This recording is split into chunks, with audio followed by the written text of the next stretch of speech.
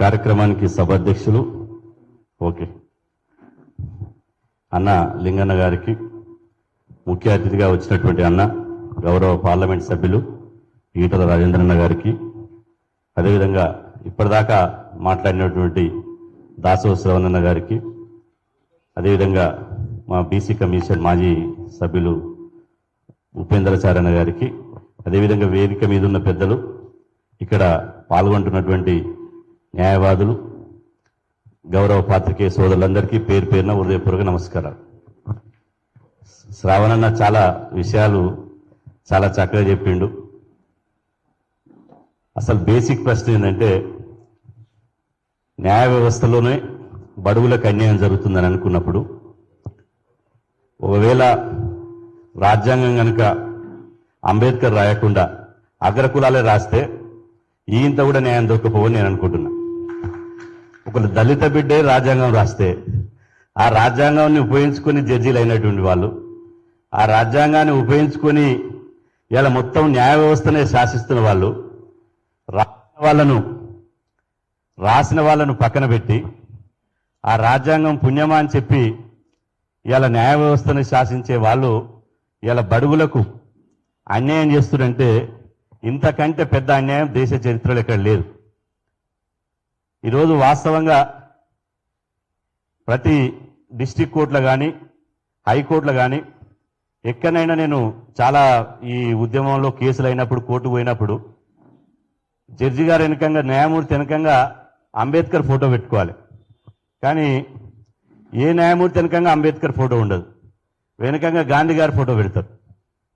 గాంధీ గారిది ఎందుకు పెట్టారు? గాంధీ గారికి స్వాతంత్ర ఉద్యమ నాయకుడు ఉండొచ్చు, కానీ న్యాయ వ్యవస్థకు గాంధీ గారికి ఏం సంబంధం ఉంది అంటే, అక్కడి నుంచి జరుగుతుంది కుట్ర. గాంధీ బొమ్మ పెట్టి, ఒక అగ్రకుల వాళ్ళ బొమ్మ పెట్టి అక్కడి నుంచి మొదలుకుంటే ఇలా రాజకీయాలలో అయితే ఎట్లయితే వారసత్వ రాజకీయాలు ఉన్నాయో, తండ్రి పోతే కొడుకు, కొడుకు పోతే మనమడు, ఒకవేళ మనమడు లేకపోతే కోడలు, కోడలు లేకపోతే బిడ్డ, బిడ్డ లేకపోతే అల్లుడు, సపరివార కుటుంబ సమేతంగా ఎట్లయితే ఇలా రాజకీయ వ్యవస్థలో వాళ్ళే అవుతారు, పక్కోని రానియరు. రానియం అంటే రానియం. ఇలా మహిళలకు రిజర్వేషన్ వచ్చిందనుకో, ఒకవేళ దబుక్కున్న రేపు నరేంద్ర మోదీ గారు మహిళా బిల్లు పెట్టిండు, మహిళలకు రిజర్వేషన్లు వచ్చినా ఆ ఎమ్మెల్యేనో ఆ ఎంపీనో ఆ రాజకీయ నాయకుని భార్యనే చేస్తారు.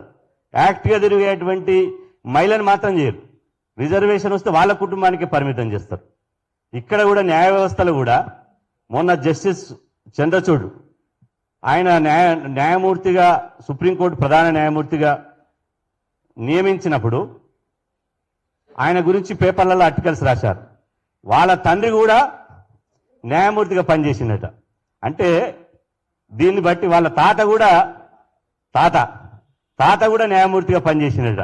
దీన్ని బట్టి అర్థం ఏమవుతుంది అంటే, ఎవరైతే తాత ముత్తాతలు న్యాయమూర్తులు అయ్యారో వాళ్ళ కొడుకులు, వాళ్ళకు సంబంధించిన రక్త సంబంధికులు, వాళ్ళ బంధువులు, వాళ్ళ కోడళ్ళు వాళ్ళే అవుతారు తప్ప న్యాయమూర్తులు ఇంకోరు కానియరు.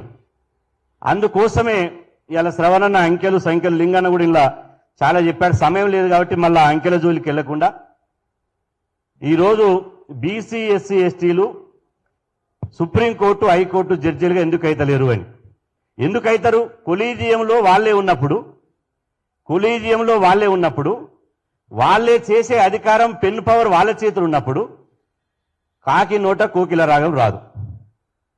అగ్రకులాలు బడుగులను జడ్జీలుగా నియమించరు. దీనికి ఒకటే మార్గం. మా యొక్క సజెషన్ ఏంటంటే, బీసీ ఎస్సీ ఎస్టీలు రావాలంటే ఉన్నత న్యాయస్థానాల్లో సామాజిక రిజర్వేషన్లు అమలు చేయాలి. బీసీ ఎస్సీ ఎస్టీ రిజర్వేషన్ అమలు చేస్తే తప్ప మన వాళ్ళు రారు. ఇంతకుముందు శ్రవణన్న చెప్పాడు, అందరికీ న్యాయం చెప్పేటువంటి న్యాయస్థానాల్లో మనకు న్యాయం లేదని. అందరికీ న్యాయం చెప్పేది ఎక్కడ న్యాయం చెప్తారు అందరికి వాళ్ళు? చిన్న ఉదాహరణకు మేము ప్రత్యక్షంగా చూస్తున్నాం. బీసీ రిజర్వేషన్లు పంచాయతీ ఎన్నికల్లో 34% ఉన్నాయి, మొత్తం ఎస్సీ ఎస్టీ కలిసి 62% ఉన్నాయని చెప్పి ఇదే హైకోర్టు మెదక్ జిల్లాకు సంబంధించిన ఒక రెడ్డి, మహబూబ్నగర్ జిల్లాకు సంబంధించిన ఇంకొక రెడ్డి, ఇద్దరు రెడ్లు కలిసి హైకోర్టులో కేసు వేసారు. మేము కూడా, మీకు అందరు తెలుసు, చాలా మంది ఇక్కడ జనార్దన్ అందరు ఉన్నారు, మేము కూడా ఆ కేసులో ఇంప్లీడ్ అయినాం. హైకోర్టు ఒకటే నిమిషంలో 50% పరిమితికి దాటడానికి సామాజిక రిజర్వేషన్లు లక్ష్మణ రేఖ ఒకటి 50% ఉంది, అది దాటడానికి వీల్లేదని వెంటనే కొట్టేసి బీసీ రిజర్వేషన్ తగ్గించండి అని చెప్పారు. ఎస్సీ ఎస్టీలకు జనాభా దామాష ప్రకారం ఇచ్చి మిగిలితే బీసీలకు ఇవ్వండి అన్నది. మిగిలితాయి 7 జిల్లాల్లో బీసీ రిజర్వేషన్లే మిగలే. తెలంగాణ రాష్ట్రంలో 7 జిల్లాల్లో బీసీ రిజర్వేషన్లే మిగలే. ఎస్సీ ఎస్టీలే సంపూర్ణంగా అయినాయి, తర్వాత బీసీలకు మిగిలే. 50% దాటొద్దు అని చెప్పి ఇదే హైకోర్టు ఇదే సుప్రీంకోర్టు తీర్పిచ్చింది.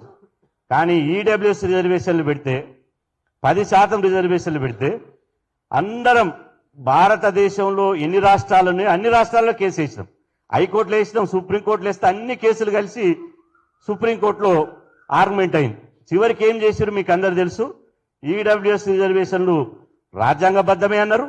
ఆ తర్వాత 50% పరిమితి దాటింది కదా, అది 10% ఎంతుడు అంటే లేదు అది 10% చేసుకోవచ్చు అన్నారు. అంటే వడ్డించే కాడ ఎవరైతే ఉంటారో ఆ వర్గాలకు మాత్రమే, ఆ కులం వాళ్ళకు మాత్రమే న్యాయం అందుతుంది తప్ప చట్టంలో ఉన్నది రాజ్యాంగంలో ఉన్నది న్యాయం అందుతుంది అంటే అది ఎవరు నమ్మశక్యం కాదు. ఎందుకంటే ఇది ఇప్పుడు ఇంతకుముందు శ్రావణ్ చెప్పాడు ఏమని, మనము బీసీలు అభివృద్ధి చెందడం అంటే దేశం అభివృద్ధి చెందంగా చూడాలి. ఈ సామాజిక వర్గాలు అభివృద్ధి చెందడం అంటే ఇలా భారతదేశం అభివృద్ధి చెందడంగా చూడాలి అని చెప్పి అది వాస్తవం. ఇలా మనము మన కోసం అంటలేం. ఈ దేశంలో మొత్తం ఇలా ఇంతకుముందు చెప్పినట్టు ప్రజాస్వామ్యానికి 3 మూల స్తంభాలు మనకందరూ తెలుసు. ఒకటి లెజిస్లేటివ్, 2 అడ్మినిస్ట్రేటివ్ ఎగ్జిక్యూటివ్, 3 జ్యుడిషియరీ. 3 వాళ్ళ గుత్తాధిపత్యం అయిపోయింది, 3 వారసత్వం అయిపోయింది, 3 వాళ్ళ చెప్పు చేతిలో ఉన్నాయి. దాంతో 4వది మీడియా. ఇక మీడియా సంగతి మనకందరూ తెలుసు. మీడియాలో వాళ్ళు ఎవరైతే అగ్రకులాల నాయకులు మాట్లాడుకోకపోయినా వానింటికి వీనింటికి ఆడిపోయినా కూడా అదొకటే లైవ్ చూస్తారు.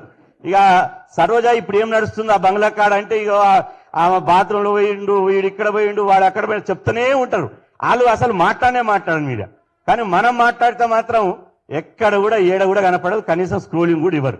ఎందుకు అంటే మీడియా రంగం మొత్తం వాళ్ళ చేతిలో ఉన్నది కాబట్టి మనది ఎవరు చూపించేటువంటి పరిస్థితి లేదు. కాబట్టి ఇప్పుడు సోషల్ మీడియా వచ్చింది. ఏ మీడియా చూపించకున్నా సోషల్ మీడియా వచ్చింది, మన చేతిలోనే మీడియా ఉంది. ఆ సోషల్ మీడియాలో విస్తృతంగా పోవచ్చు. కానీ ఇక్కడ బేసిక్ ప్రశ్న ఏంటంటే రాష్ట్రాలలో కూడా ఏ ప్రభుత్వం వస్తే ఆ ప్రభుత్వానికి సంబంధించినటువంటి ఆ సామాజిక వర్గం, ఎందుకంటే ఒక పార్టీ వస్తే ఒక కులం, ఇంకో పార్టీ ఒక కులం అని అడ్వకేట్ జనరల్ వాళ్ళే, తర్వాత జీపీలు వాళ్ళే, పీపీలు వాళ్ళే, కింది ఇవాళ గుడి చైర్మన్లు వాళ్ళే, బడి చైర్మన్లు వాళ్ళే, వార్డు మెంబర్ నుంచి మొదలుకొంటే పార్లమెంట్ సభ్యుని దాకా, అదేవిధంగా ఎమ్మెల్యే నుంచి మొదలుకొంటే ముఖ్యమంత్రి దాకా, కింది స్థాయి మున్సిపల్ కోర్టు నుంచి మొదలుకొంటే హైకోర్టు దాకా మొత్తం నామినేటెడ్ పోస్టులు మొత్తం ఒకే సామాజిక వర్గానికి ఇస్తున్నారు. ఏంటి అంటే ఇది మా ప్రభుత్వం కాబట్టి మేము ఇస్తున్నాం.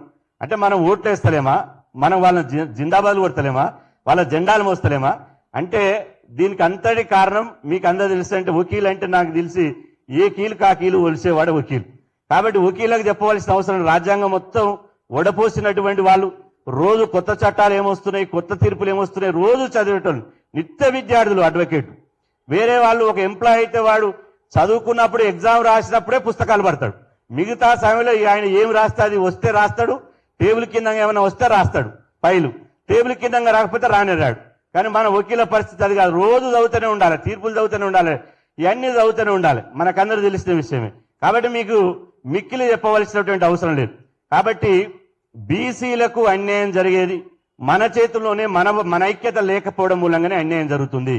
ఇవాళ బార్ అసోసియేషన్ ఎన్నికలు జరిగినా కూడా మొన్న ఒక బీసీ అధ్యక్షుడైంది, అదొక కొత్త మార్పు వచ్చింది. ఈ మధ్యనే 2-3 బీసీ, రఘునాథ్ అన్న బీసీ, ఆ తర్వాత చాలా మంది ఈసీ మెంబర్లు కూడా బీసీలుగా ఎన్నికయ్యారు. కాబట్టి ఐకమత్యంతోటే దీన్ని ఎదిరించగలుగుతాం.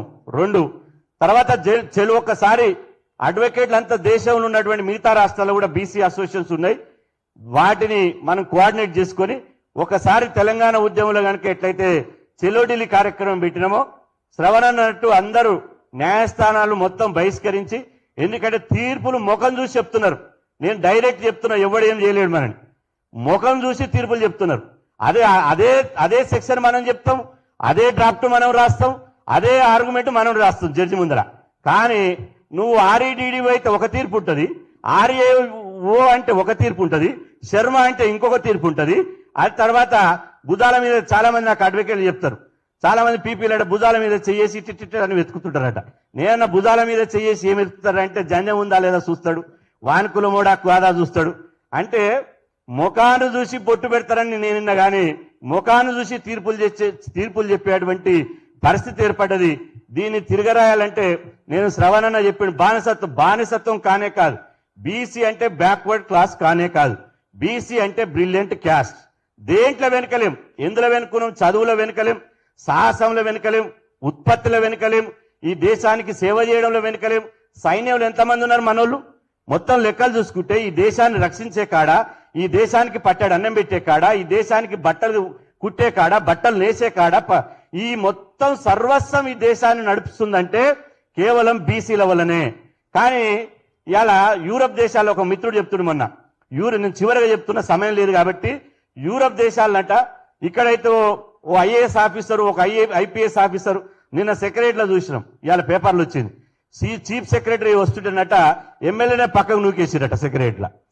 ఎమ్మెల్యేకు ఘోర అవమానం, అంటే కావాలి అవమానం. ఎందుకంటే వాడు కాంట్రాక్ట్ తీసుకొని ప్రజాసేవ చేయకుండా డబ్బులతో ఎమ్మెల్యే అయ్యిండు. వాడిని ఎవడు గుర్తుపట్టేది ఉంది? ఎవడు గుర్తుపట్టలేదు. లాస్ట్ కు చీఫ్ సెక్రటరీ గుర్తుపట్టలే, చీఫ్ సెక్రటరీ పక్కన గన్మెన్ కూడా గుర్తుపట్టేదట.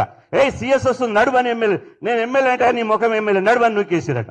కాబట్టి ఇవాళ డబ్బులు పెట్టి రాజకీయం చేసి, రాజకీయాన్ని వ్యాపారం చేసి, డబ్బుతోటి ధనాదానంతో రాజకీయాలు చేయాలని చూస్తారు. అట్లాంటి వాళ్ళకు గురపాఠం అయిపోయింది. కాబట్టి ఇవాళ బీసీలకు ఒకటే సమస్య.